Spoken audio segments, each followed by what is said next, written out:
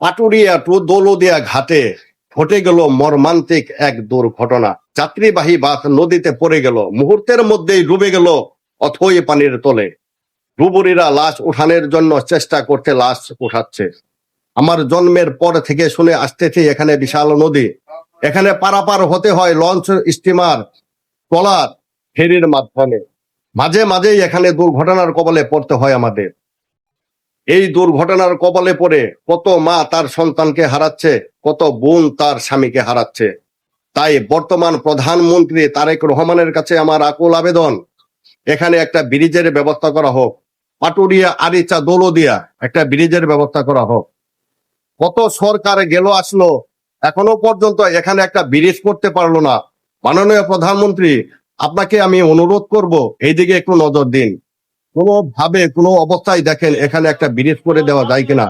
এখানে যদি একটা ব্রিজ হয়ে যায় হয়তোবা আমাদের এই দুর্ঘটনার কবলে আর পড়তে হবে না।